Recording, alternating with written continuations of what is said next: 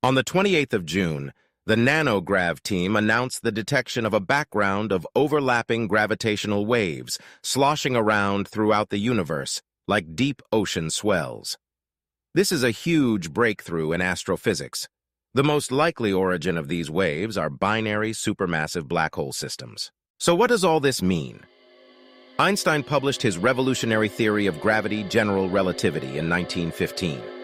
According to Einstein's theory, massive objects bend space and time, and this affects the motion of other objects in their vicinity. The following year, Einstein deduced that his theory predicts the existence of gravitational waves, ripples in the fabric of space. A century passed before the LIGO gravitational wave observatories in the United States showed that Einstein was correct by detecting the first gravitational wave signal, which was produced by the collision and merger of two black holes 1.3 billion light-years away. LIGO has now picked up close to 100 such signals. The most epic so far came from the merger of black holes with 85 and 66 times the mass of the Sun. But even these heavyweights are dwarfed by the supermassive black holes of millions or even billions of solar masses that are found at the center of every galaxy. The collision of galaxies may bring their supermassive black holes into close proximity. Indeed, the incredible size of supermassive black holes is thought to arise through mergers and acquisitions. If they really do grow like voracious business empires, then, according to general relativity, space must be awash with gravitational ripples produced by distant binary supermassive black hole systems.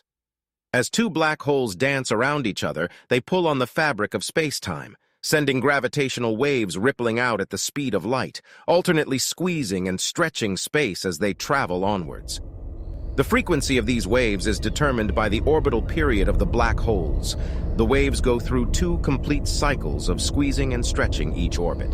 So the gravitational waves emitted by orbiting supermassive black holes have enormous wavelengths and an incredibly low frequency in the nanohertz range, where 1 nanohertz means one cycle every billion seconds.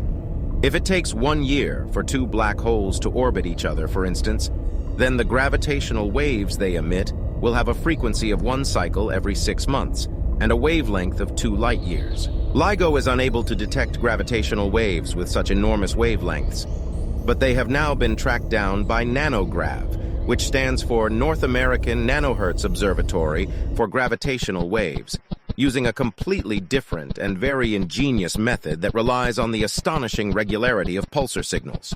Pulsars are beams of radio waves from rapidly rotating neutron stars that act like lighthouse beacons. Astronomers receive a pulse of radio waves every time the beam points in our direction. There may be several pulses per second, or in the case of millisecond pulsars, hundreds of times a second, with a regularity that is comparable to an atomic clock.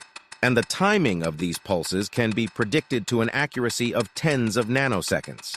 The NANOGrav team has established an international network of radio telescopes called the Pulsar Timing Array, centered around the Arecibo Observatory in Puerto Rico, the Green Bank Telescope in West Virginia, and the Very Large Array in New Mexico.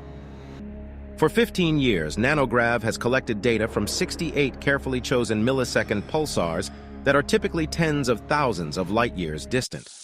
Gravitational waves decrease in amplitude as they spread out from their source, like ripples on a pond. By the time they reach us, the gravitational waves from the closest binary supermassive black hole systems might stretch and compress space by just 1 meter per light-year. But this is enough to have a detectable effect on the signals from a millisecond pulsar, as it slightly alters the distance that the radio wave pulses must travel to reach us. In a vacuum, radio waves travel 1/3 of a meter in a nanosecond, so the millisecond pulsar signals are sufficiently regular for such variations to show up. Nanosecond variations in a single pulsar could arise for numerous unpredictable reasons, but if the same variations appear in signals from pulsars in different regions of the sky, this suggests that the perturbations are due to the signals passing through the same gravitational waves as they impinge on our radio telescopes. And this is indeed what NANOGrav has found. Statistical correlations between tiny variations in pulsar signals for pairs of pulsars that match the effects due to a gravitational wave background, as predicted by general relativity. It is worth emphasizing that these correlations are not due to gravitational waves affecting the neutron stars themselves, which may be thousands of light-years apart. It relates to variations in the time taken for the pulsar signals to pass through our stellar vicinity, here and now, on their way to us.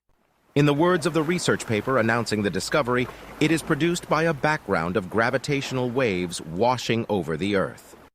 This is a sensational discovery, almost on a par with the original discovery of gravitational waves. It is also an incredible technological achievement that has required the NANOGrav team to push the boundaries of astrophysics, radio astronomy, and statistical analysis. With further data and future enhancements of the technique, it might be feasible to determine where the waves are coming from and to locate their sources in the sky. Although binary supermassive black hole systems are the probable origin of the gravitational waves, it is possible that some arise from other sources, maybe even the Big Bang itself. You may be intrigued to find out more about just how extraordinary binary supermassive black hole systems are. If so, take a look at this next video.